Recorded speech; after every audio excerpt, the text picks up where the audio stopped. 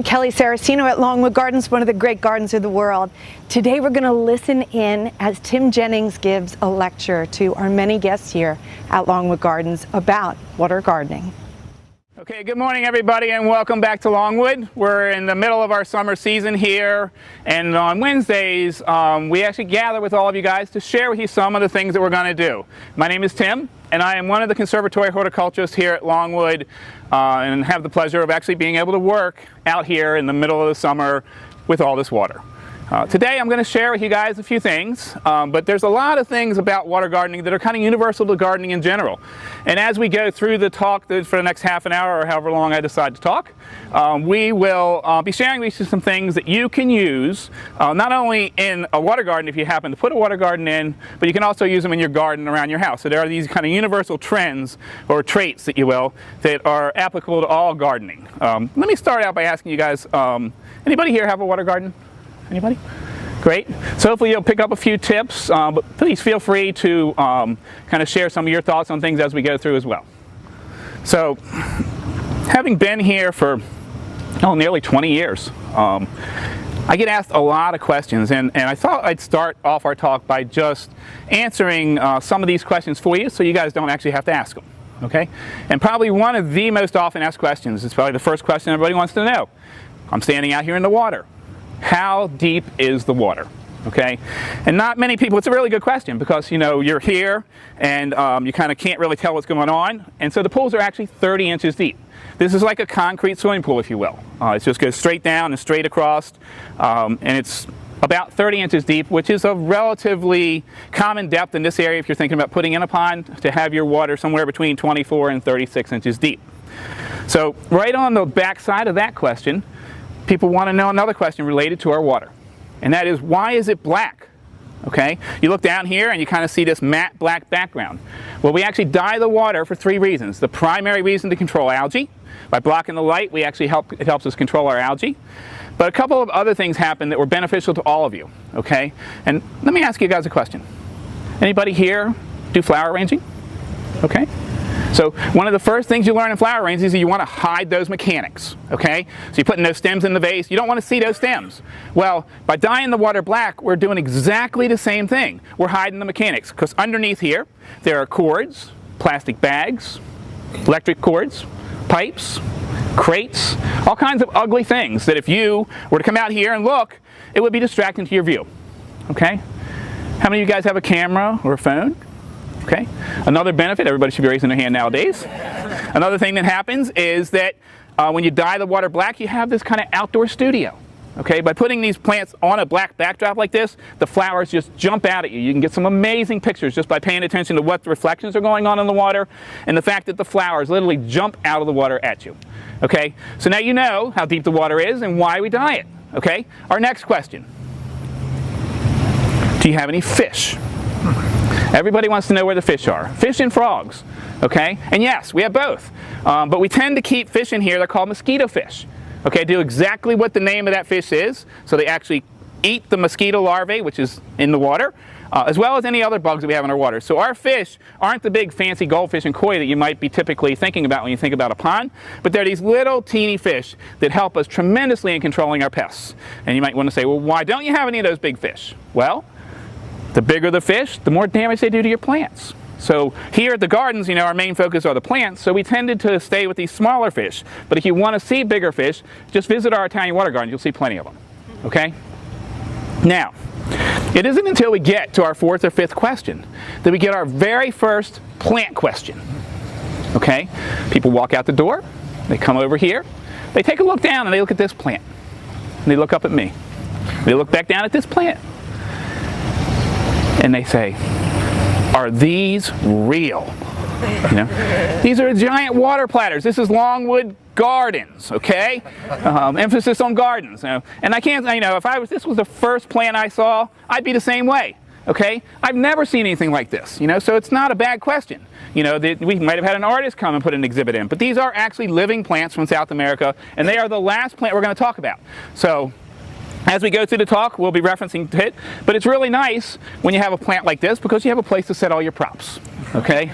So, now, let's start talking about water gardening. And when you start to look at water gardening, probably the first set of plants you're going to think about are the water lilies. Okay, water lilies are divided into two very, very broad groups.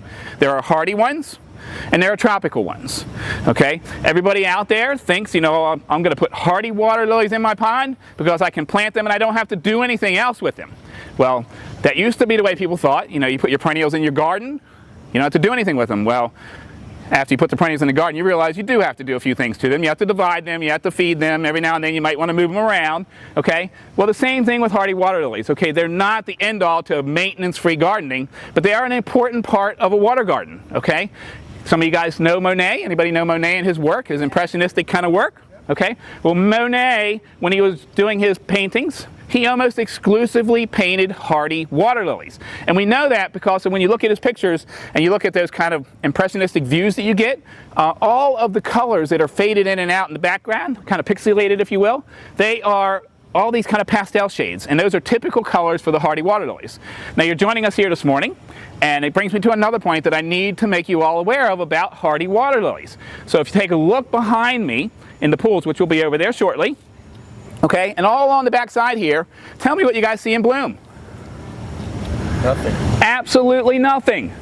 Okay, and that's because hardy water lilies have a really interesting blooming habit. Does anybody here work? Yeah? Yeah, I'm working. Okay. Hardy water lilies open at 9 o'clock and they close at 5. I can't tell you how many times people come in and they say to me, you know, I have these water lilies, they have all these buds on them, but they're never open. Okay? And that's because hardy water lilies don't open until 9 and they close at 5. So they're not open when you leave for work and they're closed by the time you get home. Okay? Now, lucky for us, there's a whole nother group of water lilies that are called tropical water lilies, okay? And the tropical water lilies are again divided into two groups, okay? There are day flowering ones, and this is the show and tell part of this talk for you. There are day flowering ones, and I have a couple samples of day flowering ones here for you. They come in big, big, vibrant colors. I'm going to pass these around. I want you guys to smell them because they have a great, great scent, okay? Okay, some of them are already open, okay? Some of them are going to stay open later in the day than our hardy varieties, okay? But on the other side of tropical water lilies, I told you there are two types. There are day ones, which are just starting to open, but then there are also night flowering water lilies. I'm standing right here in front of one of our night flowering water lilies, this white one right here. The night flowering water lilies give you an option that's not really available in any other plant that I know of, and that is the ability to have blooms in your garden 24 hours around the clock. Think about that. Now it doesn't matter. If you're a morning person, you can take a cup of coffee, go out and sit by your pond and enjoy your water lilies. If you're an evening person, grab a glass of wine and take some friends out and see your garden as well. So 24 hours around the clock. Think about that. By just adding one plant to your garden. This white water lily, this light pink one, this red one, these are all examples of night flowering water lilies, and you will be amazed at how much it adds to the value of your garden. I'm going to pass these around for you as well. Please take a look. Now another thing that happens with water lilies and with gardening in general, remember I told you I was going to share with you a couple kind of universal kind of themes in gardening. When you start gardening, everybody wants to go for the flowers. Everybody sees beautiful flowers. You go to a garden center and you got to have one of this and one of that and ooh, I got to have that, not even knowing where they're going to go. Okay? I've done it. I know all of you guys have done that. Yeah. So I'm going to share with you a trait that if you can train yourself, okay, to do this, you'll get so much more enjoyment out of your garden, okay?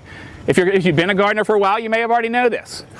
But when you start to look at plants, the flowers are beautiful, but step back after you see a beautiful flower and look at its foliage, okay? How nice is the foliage? Because if this plant isn't in flower, look what the foliage does. It kind of fills in while the plant's not flowering, okay? Would you rather have this, or would you rather have a green leaf? You know, the choice is pretty obvious. You know, having variegated leaves or mottled leaves like this adds so much to the garden. Doesn't matter if it's a water garden or your perennial garden. Pay attention to the foliage, okay? Now this happens to be one of my favorite leaves of a water lily, a tropical water lily leaf, okay? Flip it around and look at the back. It's like a piece of stained glass. Okay? Absolutely gorgeous. I'm going to pass this around just so you guys can get a feel for how big these leaves actually are. They're bigger than your head. Okay? All right. Now, remember I was telling you we hide the mechanics. I'm going to share with you a little trick because not too many people know this. If you don't have a water garden, you may not be familiar with this. Every single plant out here is in its own pot. Okay? There it is. Here's the plastic bags I was telling you about. Here's the crates. Okay? All these ugly things that make the gardens work. All underwater, hidden by that black. Okay? But I brought this up so I could show you what the plant actually looks like and show you that actually every plant, the white one, whatever color you're looking at, is actually in its own pot. Now another question that we get, do you have to feed them? Yep, they're like any other plant, so yes, you feed them. But do you guys remember the fruit spikes that are kind of compressed that you used to use? They're called Job spikes that you push in around fruit trees? Yeah. Well, they make the same thing for water lilies. These are little compressed tablets made for water lilies. So if I want to feed this plant, and I'd actually be doing this all underwater, I come up and I just simply place these little tablets where I want the plant to grow, or where I want to fertilize it. Then, with my finger, I can literally just push it in, close it up, push it in, close it up, and we're done. You fed your plant. Okay? So now let me take this and put it back down in the water where it wants to be. So here's our crate that it's going to sit on.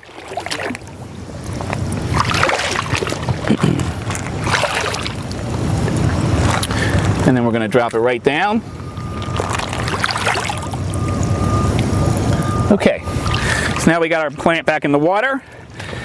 We talked a little bit about our water lilies. I'm going to share with you now one of my favorite tricks in the garden. Okay, take a look behind me. Tell me where your eye stops. Right at that giant lotus. Okay? You don't even have to think about it. It's one of those things that happens naturally, but if you know about it, you can take advantage of it. And that is the use of vertical accents in the garden. Okay? By adding something vertical, you can train your eye where you want it to look. Maybe you're blocking out the boat from a neighbor. Okay? Or maybe you just want yourself to stop and look at something. Add these vertical accents. One of my favorite vertical accents to use is the lotus. That's the plant that you guys looked at. This is a lotus leaf. There's so many things about the lotus. Anybody there grow nasturtiums? The little old-fashioned flower? Yep. It's like a nasturtium on steroids. Okay? Here it is. Now, why is it like this though? Why does it look like this big saucer sitting up in the air? Take a look at the petiole, the leaf stalk. Meets it right in the middle of the leaf. When that happens and the leaf opens up, it opens up into this giant plate-like leaf. The next time you grow nasturtiums, take a look at them. They do exactly the same thing. Okay? That's only the beginning though. Let's take a look at something else that's really interesting about this plant. Watch what happens when you put water on the leaf. Okay? You cannot get this wet. Okay? Dunk it under the water. Lift it back up. Bone dry. And it's not dirty. Okay? Scientists started to look at this plant. And they wanted to know a couple things. Why does the lotus leaf come up out of the mud clean, never gets wet, and never gets any dirt on it? And they have a term that they've kind of given this plant. It's called the lotus effect. Look it up on Google. Okay? And you'll see lots and lots of people doing just what I'm doing, splashing water on the leaf, laughing at it. Okay? Without the kind of not trying to sound like an infomercial here, pay attention to this leaf because scientists are paying attention to it. And once they figured out exactly what it was, it's the shape and size of these cells and their arrangement, then they started to turn their attention to how can this plant help us in our day-to-day lives. Okay? A lot of research right now going on in Germany. Okay? This self-cleaning properties and water repellency of this leaf have led them to doing things with paints. The days of seeing people up washing off skyscrapers is going to be gone soon. Because all you're going to need is a fire hose and rinse the walls off and everything's going to come off because dirt doesn't stick to it. It's like the Teflon of the plant world. Okay? An amazing, amazing leaf. But probably the most interesting fact, or one of the funniest facts that I know about this plant, is that ketchup companies are starting to look at this. Okay? You ever take a ketchup bottle and try to shake that last little bit of ketchup out? Gone are those days. In fact, your biggest problem if this happens is how do you stop it? Okay? All right. So that is the lotus. Now, a couple more things. So many of these plants have culinary attributes, and the lotus is certainly one of them. Anybody ever eat at a Taiwanese restaurant? Okay? If you haven't, the next time you're there, Order marinated lotus stems. They'll peel them, marinate them, and they'll take on whatever flavor your marinade they're using in the cooking. Okay? Do you know how the Greeks use grape leaves? You know, they'll kind of like roll up things and fold them. Well, our Asian guests tell us all the time about how they actually use the lotus leaf. They steam in it. Okay? So you can use the leaf for that. The plant doesn't have any flowers on it right now, the lotus that we're looking at.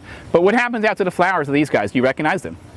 Okay? These are the lotus seed pods. You can buy them in any area that sells like dried flowers, dried seed heads. Okay, these are the lotus seed pods. This is what happens after the flowers are done. These seed pods develop.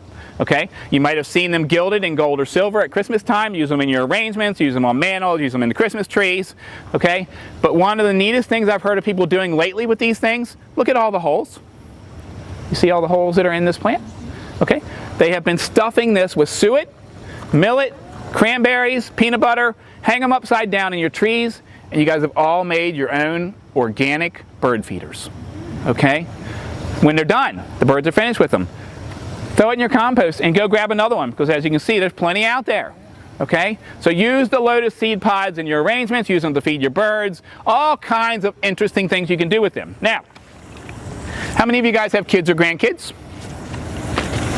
Okay. Everybody here should grow a lotus. Okay? If for no other reason than to give your kids, grandkids, nieces and nephews, whoever you have coming over, something to do. Because when they come over and they're getting on your nerves and you need something for them to do, send them out to the pond. Tell them to get the lotus leaf wet. Okay? They'll be out there for hours. Okay? In fact, your biggest problem is going to be you need a hose, because they're going to probably lose some water out of your pond. Okay? Now, if you have 2 kids, 2 nieces, 2 nephews, grandkids, get 2 leaves. Set them 2 feet apart and have them throw the water back and forth to each other. Okay? They're going to have a blast. I mean, I don't get tired of doing this. This is an amazing, amazing plant. Okay? If I do happen to get caught in a rainstorm, I got a way to get in. There you go. Take a look at that lotus leaf. Take a look at a few of these seed pods. They are equally as impressive. Okay. Now, the last thing we're going to talk about was one of the first things that we talked about when a guest comes out and sees the garden, and they want to know about these giant water platters. So I'm going to work my way back into the middle here, and we're going to talk about the Victoria, the giant water platters. What you're actually looking at right here is actually a hybrid between 2 of our native South American water platters. Okay? And as I'm working my way in, I want to talk to you a little bit. I'd like to share with you a couple things about the leaf. Okay? Besides making a great tray for all of our kind of props that we have out here, you'll notice something about the leaves, and there are a couple of prominent questions that get asked about the Victoria. Everybody here wants to know, how much weight will they hold? Okay? A leaf this size, I think they want to know because they want to stand on them. Okay? So, this leaf right here might hold 100 pounds. 100 pounds. Okay? With one little caveat. Okay? Caveat. That is that this leaf is such a thin tissue that if you were to step on it, you would fall right through. Okay? The only way you can put a lot of weight on this leaf is to distribute it around. Okay? Now, how about the lip? See this lip here? We often get asked questions. How do you turn the lip up? Well, you get the iron out and you start pleating it. Okay? There are certain things that happen that I really don't know exactly how it happens, but we do know why. Okay? So let's take a look at this lip, which is one of the ornamental features of this plant. And when I hit it, you see how flexible it is? Okay, it moves around. Well, when the wind blows, this plant moves around, back and forth, back and forth. Take a look at the edge of the lip on the water platters and tell me what you see. Thorns. Those thorns are on every part of this plant except the upper surface. Here's one of the stems. They're nasty. They're like rose thorns. They're going to move back and forth. Anything that gets in its way gets shredded up. Okay? The other thing that lip does is that when the wind blows, because it's so flexible, it actually puts downward pressure on the leaf and helps keep our leaves from flipping over. Because once these leaves flip over, they're pretty much done. Okay? So by keeping the leaf stable on the water and moving it around, it actually makes room for itself and keeps itself looking nice. Okay? So that is our leaf. Now, one more thing. With all this rain we've been having this year, everybody's been asking, how does the leaf get rid of water? When it rains, don't they flood?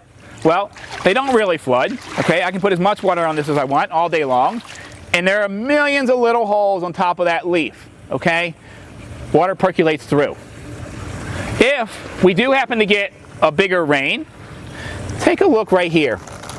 I'm going to show you one here. I'm trying to find one that'll work for us. But if it gets a downpour, water will run right down the center here, and if you look here, there's a curve, like a recess in the leaf, where the leaf comes out like that. All the excess water just runs right out if it does happen to get too much water on it. So nature's already built in a mechanism for getting rid of rain. Okay? Heavy rains or light rains. Okay? Now the last thing we're going to talk about. The leaf is interesting, but the flowers are absolutely incredible. Okay? And what I have right out here are two flowers of the water platters. The water platters flower for 2 nights. Okay, and then they're done. They only flower for 2 nights. The very first night that they flower, they're a creamy white and they look like a giant magnolia. That flower is going to close back up and it's going to reopen again tonight. Tonight, this is what that flower is going to look like.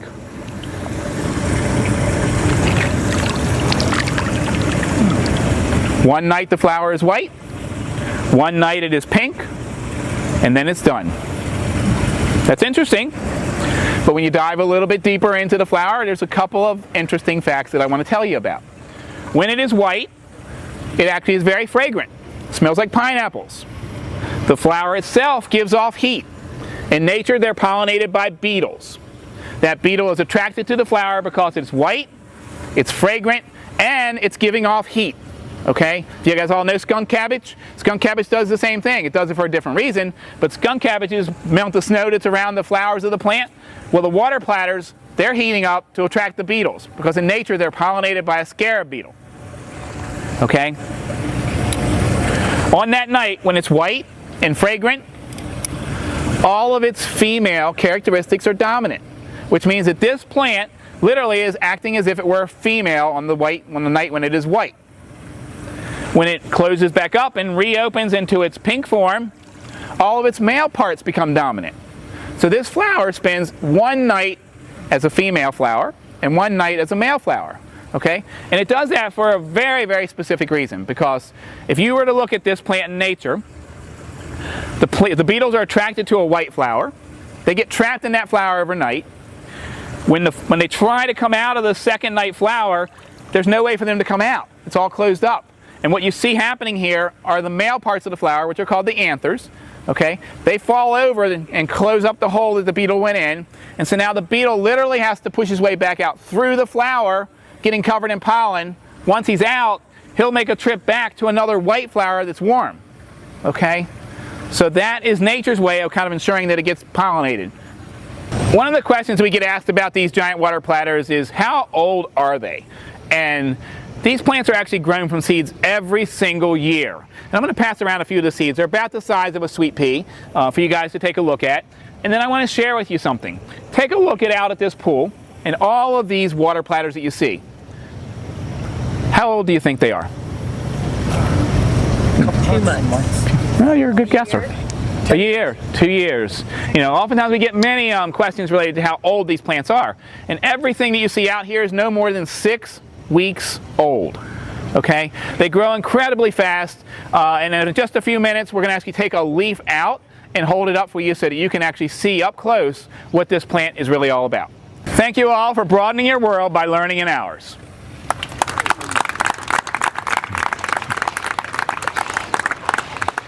Okay everybody, my name is Tim Jennings and I am one of the conservatory horticulturalists here at Longwood, and today we're going to take a look at some of our plants that don't grow in as deep a water as the water lilies, and we oftentimes refer to these as marginal plants. If you look behind me, there's a whole group of plants that actually prefer to grow in shallow water. Okay, anywhere from maybe 1 to 6 inches of water, or even just in normal garden soil that has adequate moisture. Okay, so you don't really need a pond to grow some of these plants, but you can grow some of these plants both in and out of the water garden. Okay, 3 of these plants are kind of my favorites, and I'm going to just share with you three plants that kind of make up some of the backbone plants as well as some of the more interesting plants that you'll see here. The very first plant I'd like to talk to you guys about is the Egyptian paper plant. So this is the Egyptian paper plant. It's a little wet, kind of gets you wet. And many of you guys might recognize this plant, or you might have heard of one of the products that's made from this plant, and that is this right here. This is papyrus paper, okay? Anybody ever heard of papyrus paper? Okay? You had specialty paper that you can use in your writing letters to people or making notes to yourself. And it's actually made from the stems of this plant. But there are some interesting things about this plant that I'd like to share with you, okay? Can you guys tell me where the leaves are on this plant? Yeah, maybe up top, you know, maybe down below. This is actually a plant that doesn't really have any true leaves, okay? It has green stems, okay? If you take a look at the top, this big fluffy part at the top here, this is actually called an inflorescence, which is a group of flowers. And the closest this plant comes to having true leaves is right at the back here, these little brown things, okay? Notice these little brown things. They're called bracts, okay? And you might know that term bracts from poinsettias. You know, when you buy a poinsettia, that yellow, red, white, whatever color poinsettia you're buying, that colorful part are not petals to a flower. They're actually modified leaves that are right below a group of flowers, which in the case of poinsettias is that little yellow center. So in the case of the cyperus, this big green fluffy thing up here, this is the group of flowers, which is the inflorescence, and these little guys are the bracts. Okay, so you have green flowers, green stems, and that's all you really need. So it doesn't have a need for any kind of true leaves. Okay? Has anybody here ever studied plants? You know, had to take a plant course? Well, at some point in your careers, if you're studying plants, you'll have to teach yourself how to distinguish between grasses and rushes and sedges. And I'm going to share with you just one of those ways right now. If you take a look at the plants, this plant is actually a member of the sedge family. Okay, and when I cut the stem, especially at an angle, you can see that there's a distinctly triangular portion to the stem. And there's a saying that goes along with this that says sedges have edges. So it doesn't matter if it's a garden sedge in your perennial garden, or if it's this giant one that we have in here in the water garden. All sedges have triangular stems. So put your finger down there, if you twist it around, it goes from side to side to side, you know you have a sedge. Okay, now, how do you make papyrus paper? Okay, I would bet that everybody up there has 2 of the 3 things that you need to make your own papyrus paper. And I'm going to share with you how we make papyrus paper. Okay? Do you guys all have a potato peeler? Yeah, absolutely. Do you have a salad bowl? Okay? So you have 2 of the 3 things you need. And in a moment, I'm going to share with all of you a reason why you can buy an antique. Okay? Let me peel this back and show you something. Okay? The part that you actually make the paper out of is this pulpy middle. It's all white and pure white. This is actually what you use to make the paper. Okay? What you're going to do is get your salad bowl out and put a little water in it. Get your potato peeler out and then peel off this outside edge. Okay? And you're going to be left with this kind of pulpy white center. Take your potato peeler and slice very thin slices into a bowl of water. Okay? You know, you're going to have all of this kind of gook kind of laying in the water. Let it sit there for 10 or 15 minutes in your bowl. That water is going to start to get a little milky. Okay? What's happening is the plant is releasing what are called lignins. And you can think of lignins for this purpose as being plant glue. Okay? You're going to make this paper without any glue because these lignins are literally going to be what bind this paper together and help it hold itself together. Okay? So let your paper set in the water. Take it out. You're going to make these patties. Now here's the fun part. Okay? Have you ever heard of the, there was an antique that some of you may remember, where you would take your clothes and you would actually run it through a machine that had 2 roller bars, and you crank the side and it put your clothes through, it kind of pressed them and then wring them out at the same time? That is the perfect tool for making papyrus paper. Okay? Now, before you guys ask, because I'm sure somebody out there has that question, People want to know, can they use their pasta machines? Okay, and the answer is kind of yes and no. Okay, these ringers wring this thing out so tight and so strong that it's the perfect amount of pressure. But if you put it in a pasta machine, it doesn't have the pressure it needs to actually bind these tissues together and cause them to stick together. So you can put the pasta machine back in the closet, okay, and use that wringer, because all you have to do is run it through a couple times, hang it on your clothesline, and you've actually made your own Platters paper just like that. Okay, so a really, really neat plant for us because it adds this kind of vertical, almost grass-like texture, but it also has opportunities for the person, if you're a crafty person, you can try to make your own Platters paper. Now, does anybody recognize this plant? Some people say chives, some people say lemongrass, some people say leeks. Okay, the plant I'm holding in my hand, I bet you everybody out here has eaten. Okay? Anybody ever have water chestnuts in Chinese food? Okay, I actually held the water chestnuts in my hand purposely because it's not the top part you actually eat, it's actually the tubers that are down in the soil that you're actually eating. So the water chestnut tubers or corms are actually what you actually eat. And you can literally grow your own water chestnuts to have in your garden. Okay, it provides this kind of grassy-like texture, and at the end of the season you can harvest your own water chestnuts, save some for next year, and eat some for dinner. Okay, so let me share with you these. I'll pass these around with you to take a quick look at. So here is the water chestnut for you guys to kind of look at. The Platters paper that we were talking about, and this is the actual sedge. Just be careful, it might get you wet. Okay, there you go. Now, one last thing, one last plant to talk about. Anybody ever been to Hawaii? Yeah. Anybody ever been introduced to poi? Absolutely. Hawaiian food. It's a staple food in Hawaii that if you go, you will be offered poi at some point in your visit. Okay? This is the actual plant that they make poi out of. This is called taro, purple stem taro. Okay? And other common names for it you might recognize are elephant ear is another common name for this plant. So poi comes from the roots of this plant that's actually grown in Hawaii. We grow it here because of its big quilted leaves. These giant leaves are what we actually want this plant to do for us. It provides a bold texture in the garden. They come in many, many, many, many different types. There's a white variegated type that you can see here, very attractive. There are shiny black ones, such as this one, and probably my one with the favorite name. This variegated kind of speckly, kind of kaleidoscopic looking one is actually called mojito, named after the drink. Okay, so now you have something to go to your pond with in the evening. Okay, so it comes with one kind of warning though. You know, if I were to say, you know, that this is an edible plant, you might think, oh wow, I'm going to go out and slice it up and I'll try some. Well, let me tell you something. Anybody ever heard of dumb cane, the house plant? Okay, well, you know how it got its name. Okay, if you were to eat dumb cane, the oxalic crystals which are in the tissue of this plant are also in that plant, okay? And it would actually cause your throat to swell shut because it's like eating slivers of glass.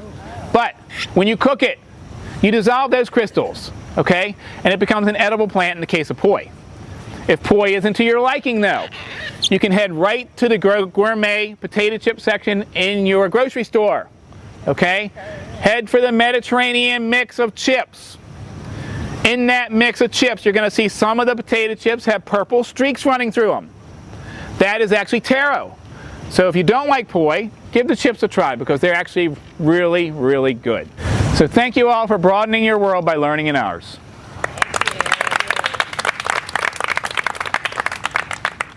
Thank you all for joining us today, and thank you also for broadening your world by learning in ours.